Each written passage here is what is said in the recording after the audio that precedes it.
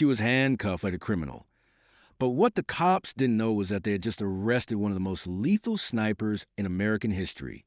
And within 48 hours, the Pentagon came knocking.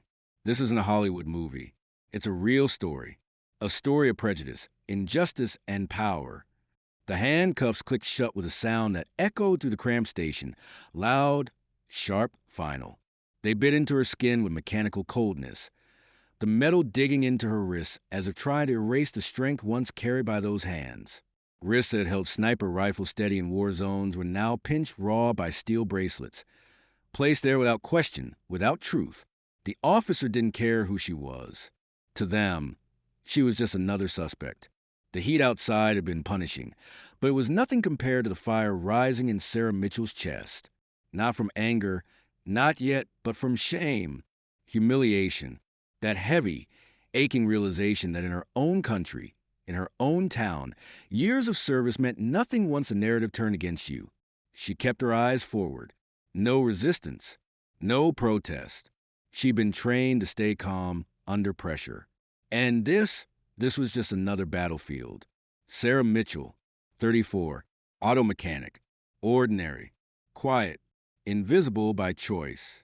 But what they didn't see behind the oil-stained uniform and work boots was a woman who had once operated in silence across enemy lines. The woman who had never missed a shot in 15 years of Navy service. She hadn't even done anything wrong. Just minutes earlier, she'd been walking across the supermarket parking lot, minding her business, when a scream shattered the air. Two young men were trying to yank a purse from an elderly woman's frail arms. Her reaction was instinctive, controlled, and non-lethal. A wrist grab, a twist, a step between them, and the victim. No punches thrown. No injuries. The thugs panicked and bolted. Then the police came. And just like that, everything turned upside down. One of the would-be thieves, spotting the flashing lights and desperate to save himself, pointed straight at her. "It's her, officer. She was with us." His voice shook, but the words hit like a hammer. "This woman is dangerous." No one asked her what happened. No one listened. No one paused to question how a lone woman had scared off two grown men without lifting a finger. They just took the word criminal and slapped the cuffs on her.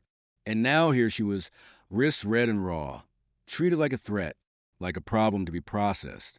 Before we dive deeper into how a war hero was framed, arrested, and nearly imprisoned, subscribe to this channel if you believe truth and justice still matter. Because what you're about to witness will make you question everything. Movie camera. Inside the police station. Fluorescent lights flicker. Sarah sits in a cold metal chair. Narrator voiceover. They didn't even ask what happened. No witnesses, no benefit of the doubt. Just a label, crazy veteran. That's what Officer Johnson muttered as he tightened her cuffs. "Look at the way she's staring. This one's dangerous." His voice was low, almost as if he were afraid she might hear him, though clearly not afraid enough to treat her like a human being. He walked away without another glance, as if she were already guilty, as if her silence was proof of something sinister. But Sarah said nothing. Silence had kept her alive more times than she could count. The metal chair beneath her was cold and rigid, like the men now pacing outside the door. The fluorescent lights above flickered with a soft hum, casting pale shadows across the room. She sat still, posture straight, hands resting on the table in front of her. Controlled, calculated. Let them think they had the upper hand. Let them believe they were in control. Movie camera, cut to Officer Adams entering. He slams a file on the desk.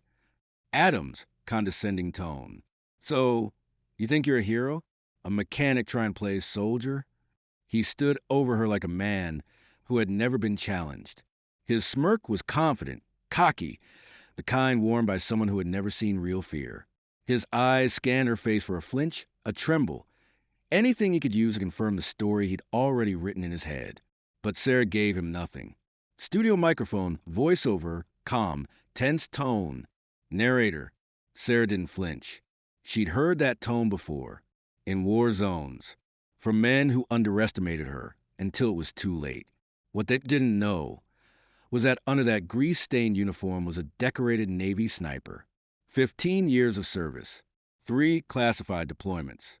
Medal of Honor, Silver Star, Purple Heart. She'd earned every scar, every sleepless night. She hadn't asked for medals. She had buried friends who deserved them more. But what made her dangerous wasn't what she'd done. It was what she could still do if forced. Movie camera cut to a flashback montage. Sarah in desert camo, rifle aimed, wind whipping across a rooftop in the Middle East. Narrator: she'd once neutralized a target from over 1,000 meters with one shot, saved over 30 lives during a mission gone sideways in Afghanistan. But here, none of that mattered. To them, she was just a name on a form. A woman with a stare too intense and a past too complicated to be worth the trouble of understanding. Movie camera, scene. Back to interrogation room.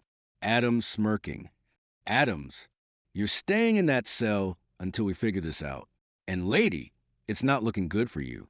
He said it like a threat, but Sarah heard something else in his voice, fear. Not of her, not yet, but of losing control, of not knowing what kind of person he had in front of him. Movie camera, close-up of Sarah's face, blank, unreadable. Her inner monologue begins. Narrator, as Sarah's thoughts. He has no idea who I am. And worse, no idea what I'm capable of. Movie camera, scene, jail cell, dim lighting, distant sound of a drunk man snoring. Sarah sits silently, eyes scanning the room. Narrator voiceover. The cold didn't faze her. The stench, the noise, the grime, all too familiar. After sleeping in bombed-out bunkers overseas, this jail felt like a downgrade in danger, but not in stakes. Her back leaned gently against the wall, knees up, arms resting loosely. Every sound was cataloged. The drunk's raspy breathing 2 cells over, the buzz of the fluorescent light outside the bars, the faint echo of boots pacing the corridor. It was all information, all movement, all pattern. Movie camera cut to Sarah recalling earlier events. Flashback effect. Narrator: on the sheriff's desk earlier, she'd seen a photo, a banner behind local politicians. Morrison and Associates Construction, the same company that laid off 3 veteran mechanics last month, the same one that just happened to have ties to Sheriff Adams. Coincidence? Not likely. Sarah knew better. Some battles hide in plain sight. She could still see the smiling faces frozen in that picture. Politicians shaking hands. Sheriff Adams grinning wide. Behind them, the banner, Morrison and Associates. Her jaw had tense at the sight, though no one noticed. It wasn't just about her anymore. There was a bigger game here, and she'd stepped into it without even knowing. Film camera durbushis. A guard calls out. Guard. Mitchell, you've got a visitor. She stood without hesitation, her movement steady, calm, but inside, her mind spun with questions. Who knew she was here? Who cared enough to come? Movie camera cut to visiting room. A sharp-looking Asian man in his 50s walks in, his presence calm but firm. Man, Sarah Mitchell, Marcus Chun, former Marine Corps sergeant, now an attorney. I heard about your arrest through the Veterans Network, and something smells very wrong. He sat across from her, sliding a folder onto the table with the precision of a man who once disassembled rifles in the dark. There was a quiet strength in his voice, one she recognized instantly. He wasn't here for publicity. He wasn't here to make a name. He was here because something about her story didn't sit right. Studio microphone voiceover. Narrator explaining Marcus's background as visuals of his folder flipping play. Narrator: Marcus Chun wasn't just another lawyer. He'd served. He recognized warriors. He saw through the lies. You didn't show up in any arrest logs as a vet. Why? Because it always causes more problems than it solves, Sarah replied. She didn't look away when she said it. She'd learned long ago that being a veteran, especially a woman, often turns sympathy into suspicion, so she stopped mentioning it. Let them think she was just a mechanic. It was safer, simpler. Movie camera, Marcus leans forward. Marcus, then let me help solve this one. Sheriff Adams has been doing this for a while. 6 veterans arrested under shady circumstances, all after getting in the way of certain business interests. His words hit hard, but not surprising. She nodded slowly.